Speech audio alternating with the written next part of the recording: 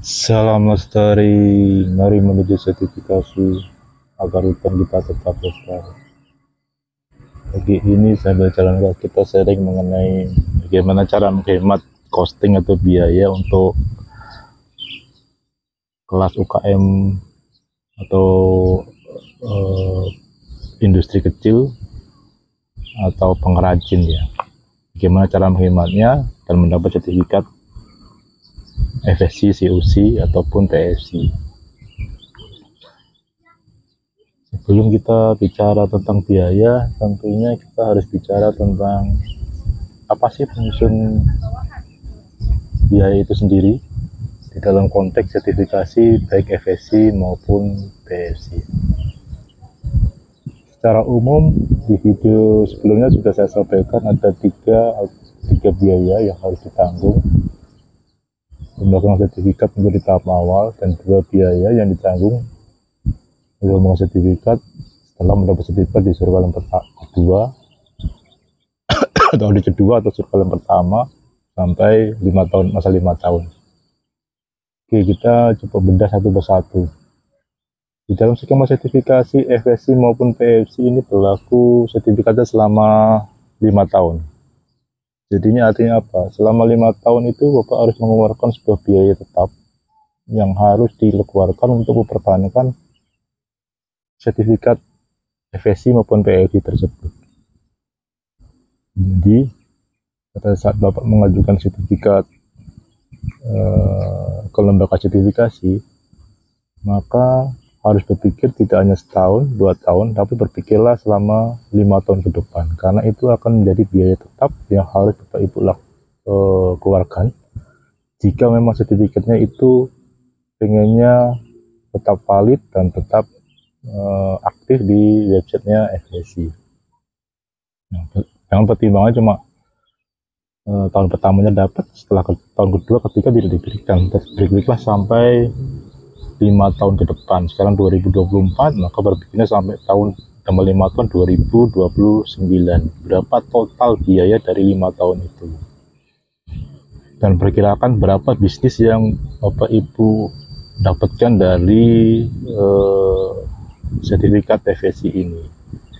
Apapun bentuknya, apapun kondisinya, di dalam konteks sertifikasi tetap aja ujungnya adalah bisnis. Bapak memiliki sertifikat baju, dan baju itu Bapak Ibu pakai, kemudian customer akan datang dan hitung-hitungan bisnis pasti berjalan. Jadi di sini tetap aja unsurnya bisnis. Jadi keluarkan duit berapa, dapat duitnya berapa dengan produk FSC. Jadi kurang lebih seperti itu. Berpikirlah selama 5 tahun, jangan berpikirlah mendapatnya saja.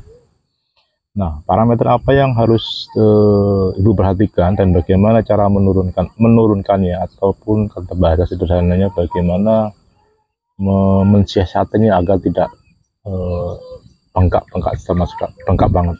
Yang pertama adalah biaya audit. Nah, biaya ini biaya paten selama 5 tahun. Bapak pertama, 2, 3, 4, 5. Bapak harus hitung berapa biaya yang harus dikeluarkan selama 5 tahun untuk biaya audit biaya pertama ini.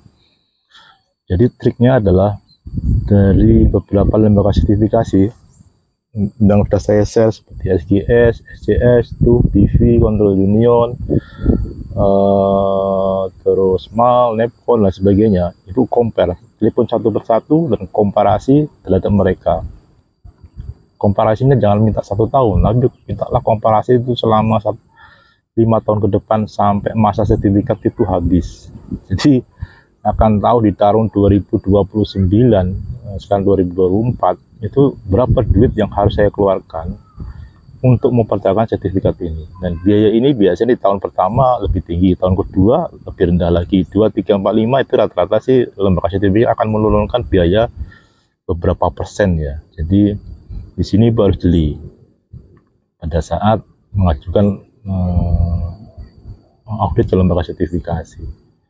Nah, negosiasi ini sangat penting. Kenapa? Karena kadang ini UKM ataupun pengrajin ataupun para pelaku industri kecil ini tidak tahu harga pasarannya ya. Jadi problem kan seperti itu, harga pasarannya berapa sih sertifikasi untuk kelas saya yang karyawannya cuma di bawah 50, terus karyawannya cuma di bawah 20, karyawannya cuma di bawah 10, berapa sih pasarannya? Nah, ini tidak saya share di sini karena bagi saya itu membuka celah untuk banding-bandingkan harga ya. Jadi saya hanya menyampaikan bagaimana mereduksi sebuah biaya dan bagaimana cara menegosiasikan sebuah biaya ke lembaga sertifikasi. Jadi biaya audit Anda negosiasikan ke beberapa lembaga audit, compare lah itu selama 5 tahun, tidak hanya tahun pertama saja. Mungkin CP lembaga audit A di tahun pertama sangat mahal, tapi di tahun kedua, 3, 4, 5 ya murah, total lah itu. Mungkin CPC tahun pertama murah, tapi setelah di total antara CP A sama CP B ternyata murah, lebih murah CP A. Ini yang trik dagang yang Ibu harus lihat, karena apapun bentuknya ini adalah sebuah bisnis di kategori bisnis sertifikasi. Yang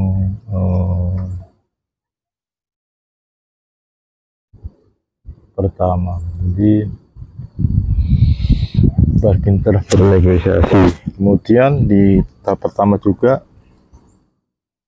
Ibu harus tahu di dalam konteks audit biaya pertama ini, tanyakan juga apakah jika ada temuan itu harus bayar atau tidak, karena beberapa lembaga sertifikasi ada yang dikasih temuan kategori major dan itu pembayar, ada juga lembaga sertifikasi yang tidak bayar alias free of charge ya. Ini sebuah trik juga. Jadi biaya pertama ini harus diketahui secara detail. Nah, itu yang biaya pertama. Biaya yang kedua, AAF, administrasi annual fee. Ini juga tahunan, setiap tahun akan dicas Bapak Ibu sekalian. Dan omset AAF ini tergantung kondisi omset Bapak Ibu sekalian. Kalau omsetnya misalnya rendah ya akan turun, kalau omsetnya tinggi dia akan naik ya. Jadi ini ada rumus tertentu dan ini tidak bisa dikomparasi antara CP A atau lembaga audit A sama lembaga audit B. Semuanya sama karena dia menggunakan standar yang sama. Jika misalnya omsetnya 10 miliar dikompar sama ke beberapa lembaga akan sama. Jika omsetnya 10 T dikompar ke lembaga lain juga tasnya sama. Jadi ini tidak bisa dikomparasi antara lembaga A, lembaga B, lembaga C, lembaga D. Semuanya akan sama karena menggunakan rumus yang sama. Jadi ini tidak bisa dikomparasi. Jadi kalau yang pertama masih bisa dikomparasi, tetapi yang kedua ini tidak bisa komparasi. Tadi menghemat biaya di nomor 2 ini tidak bisa dihemat. Jadi itu udah paten dari sananya. Kemudian yang ketiga ini biaya bisa ya, bisa tidak, tergantung timnya dari Bapak Ibu. Jadi biaya konsultasi atau training dari pihak-pihak lain. Nah, ini kembali ke Bapak Ibu, kalau misalnya dari perusahaan bisa memahami secara sendiri ya dikerjakan sendiri saja, karena itu cukup menghemat biaya, karena biaya konsultan dan sebagainya itu cukup mahal dan costing, sehingga sebuah pilihan apakah menggunakan konsultan atau tidak. Tapi rata-rata hampir 99% ya itu menggunakan, karena dia tidak mau gagal di proses auditnya, karena kalau gagal di proses auditnya itu akan mengulang auditnya, waktunya juga panjang, terus cara menutupnya juga belum tentu bisa, dan itu belum tentu dia confident untuk lulus audit, karena memang ibarat ujian SIM ya, ujian SIM atau ujian apa ya, keperguruan tinggi ya, rata-rata kan butuh bimbel ya. Nah, bimbel ini akan sedikit memberikan trik-trik atau cara-cara bagaimana bimbel ini lulus ke sebuah perguruan tinggi tertentu. Jadi kurang lebih sama konsepnya. Jadi bimbingan belajar yang anak SMA untuk maju perguruan tinggi sama dengan bimbingan mungkin yang untuk konsultasi baik FSC, PFC untuk lulus sertifikat PFC atau FSC-nya. Jadi tidak jauh beda. Sebuah pilihan, kalau anaknya pinter ya tidak usah bimbel, tapi kalau anaknya pas-pasan, setengah-setengah, tidak mengerti sama sekali ya ikut bimbingan. Nah, bimbingan ini bisa direduksi atau di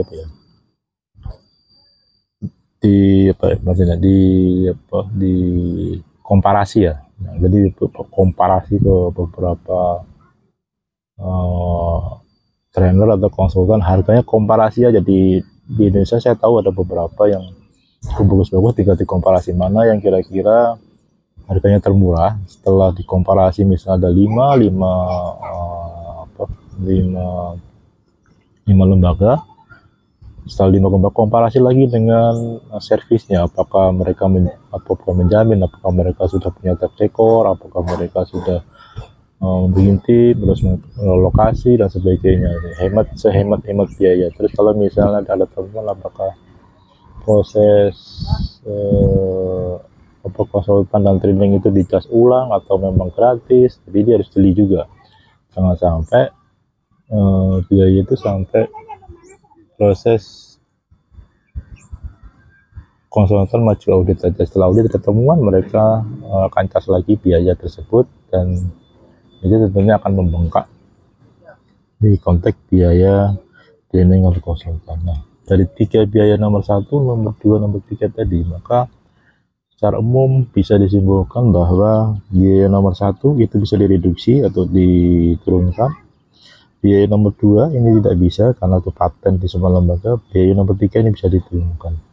Nah, nomor 3 ini kembali ke Bapak Ibu. Kalau tahun kedua tidak pede, ya pakai lagi. Tapi kalau ketiga tidak pede, ya silakan tidak pakai. Tapi dengan konsekuensinya harus pada tahun pertama benar-benar paham. Nah, kalau tidak pakai selama 5 tahun ya silakan saja. Kalau dana memang ada dan order FSI pun ada, itu sebuah pilihan. Jadi nomor 3 ini pilihan di tahun 2, 3, 4, 5, 6. Ya, ini kembali ke hitung-hitungan bisnis. Kalau misalnya dirasa daripada nanti sertifikat bermasalah ataupun ada temuan yang bersifat audit ulang menemukan biaya, ya lebih baik menggunakan pihak lembaga ketiga, itu akan lebih aman. Karena tahun kedua ini biasanya sangat riskan karena baru mendapat sertifikat, daripada orang baru mendapat mobil terus belajar setir dan sebagainya, itu sangat riskan untuk nyerempet. Jadi butuh mentor ya untuk nyetir mobilnya. Itu aja mungkin sharing dari saya mengenai bagaimana cara menurunkan variabel biaya di sertifikasi FSI, PFC untuk industri kecil ataupun industri kecil menengah ya. Tingkat pengrajin itu saja. Terima kasih, salam sekali.